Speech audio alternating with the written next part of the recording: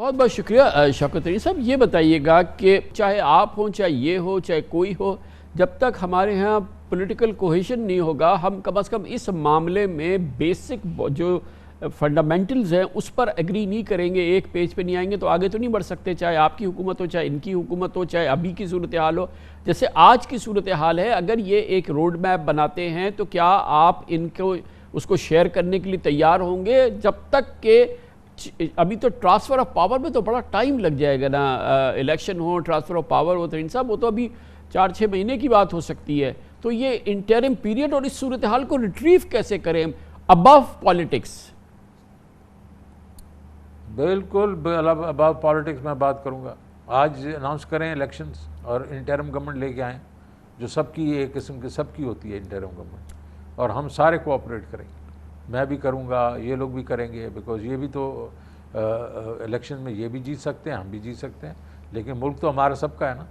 تو میں نے بہت دفعہ آفر دے چکا ہوں کہ جناب والا آپ ایک جو ہے انٹرم گورنمنٹ اسٹرانگ لے کے آئیں، اس میں ہم سارے مل کے اس کے اوپر سوچ بچار کر کے IMF کے پاس جانا پڑے گا تو اکٹھے جائیں گے، دوسرے ملکوں کے پاس جانا پڑے گا اکٹھے کریں گے، اور چیزیں سوچنی ہوں گی اکٹھے مل کے سوچیں گے، رشیا کے پاس جانا پڑے گا اکٹھے جائیں گے. تو میرا مطلب یہ ہے کہ اس وقت جو ہے ان کی یہ پولیٹیکلی اپنی بالکل جو کریڈیبلٹی ہے کھو چکے ہیں، اور ان کی باتیں باقی دیکھیں یہ IMF نے بھی تو ابھی ان کو لٹکایا ہوا ہے نا. اب وہ کہتے ہیں اینڈ آف اگست ہم بات کریں گے، اور باقی جتنے بھی یہ 10.4 بلین کی انہوں نے کہا ہے ہمیں یہ بھی مل جائے گا، وہ بھی مل رہا ہے، وہ بھی ابھی نہیں مل رہا ہے. آج کی ڈیٹ میں خان صاحب اگر جتنی انہوں نے باتیں کی ہیں، ڈیفرڈ آئل، ڈیفر گیس، باقی چائنا سے ایک سیف ڈپازٹ، یہ اس میں 50% بھی آ جاتا اس وقت $5 بلین لوگ ابھی ٹیبل پہ رکھ دیتے ہیں. سر یہ تو بہت ہی کریٹیکل ہے نا کہ یہ جو گیپ ہے اس وقت، اور IMF کا جب تک پروگرام نہیں ہوتا، جبکہ بورڈ نہیں ہوتا، بورڈ یہ خود کہہ رہے ہیں کہ اگست کے آخر میں کہیں جا کے ہوگا. یہ ایک گیپ ہے جس کو برج کرنا ہے، اور یہ IMF کی ابھی بات سامنے آئی ہے کہ IMF کی یہ ایک پرائر ایکشن ہے کہ آپ اس گیپ کو برج کریں. اور یہ جو فائنانس منسٹر ہے مفتاح اسماعیل، انہوں نے کہا تھا کہ یہ 4-4.5 بلین تو بس اب ہونے والا ہے، اور یہ نروسنس ہے مارکیٹ میں جو اس کو 4-4.5 بلین کہیں نظر نہیں آ رہا. یہ کتنا کریٹیکل ہے اس گیپ کو برج کرنا، اور یہ کس طریقے سے امپیکٹ کر رہا ہے ہماری انٹرنیشنل کریڈیبلٹی کو؟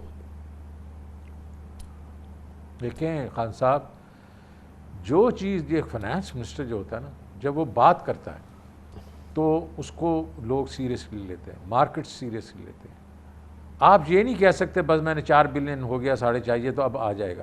انہوں نے شروع میں کہا تھا جی ہم جب یہ ایکشنز کر لیں گے پیٹرول وغیرہ کے، بس اس کے تو پھر میں انشاءاللہ مطلب کچھ گھنٹوں میں، مطلب 48 گھنٹے، مطلب کوئی انہوں نے فگر دیا تھا، اس میں IMF پروگرام ہو جائے گا.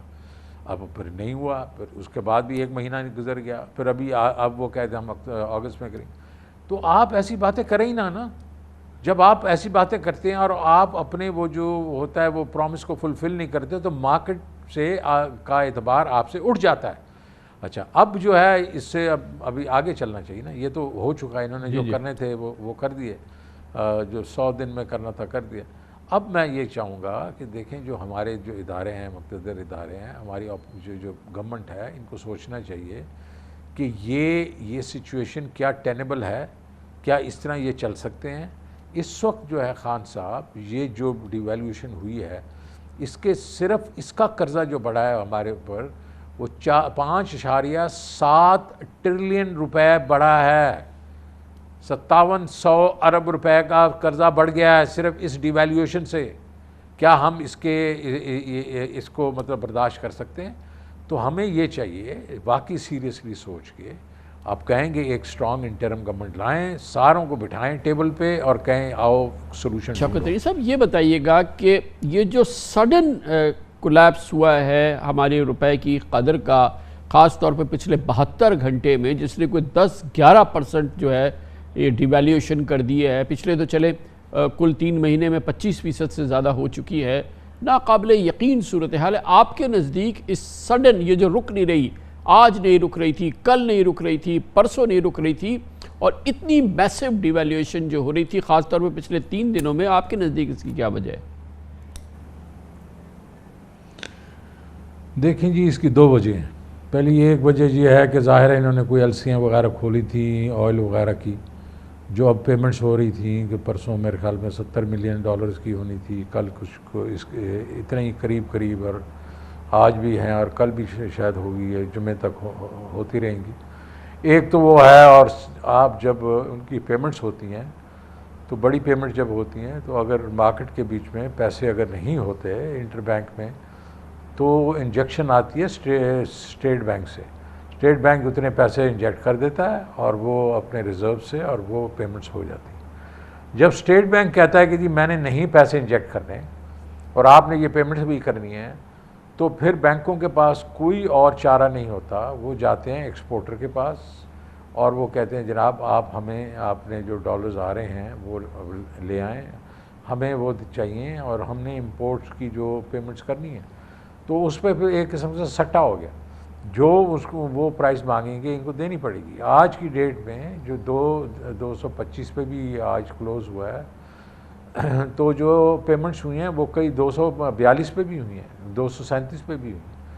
تو جب اسٹیٹ بینک اپنا جو کردار ہے اس کو نہیں نبھائے گا، اور اس کی وجہ بھی جو بھی وجہ ہے میں وہ بھی سمجھا دوں گا، تو پھر ایک مارکیٹ کے بیچ میں فری فار آل ہے۔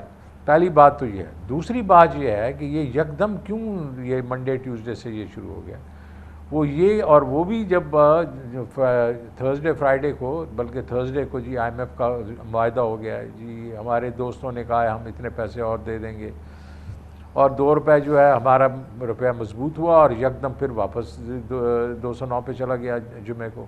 اور پھر یہ جو سلائیڈ ہوئی ہے after the Punjab elections. Punjab کا الیکشن جو ہوا ہے اس میں یہ پتہ چل گیا ہے کہ یہ بہت ہی اس وقت جو ہے پولیٹیکلی انٹینیبل سچویشن ہو چکی ہے، یہ پریزنٹ جو PDM کے لیے۔ پنجاب جاتا نظر آ رہا ہے، اور جو سینٹر ہے اس میں 1 یا 2 سیٹوں کی جو ان کی میجورٹی ہے، تو لوگ جو ہیں وہ پینک کر گئے ہیں کہ یہ جو پولیٹیکلی بھی جو ہے یہ جو حکومت مضبوط نہیں ہے۔ یہ دونوں چیزوں کا کمبینیشن جو ہے اس نے یہ سچویشن کریٹ کر دی۔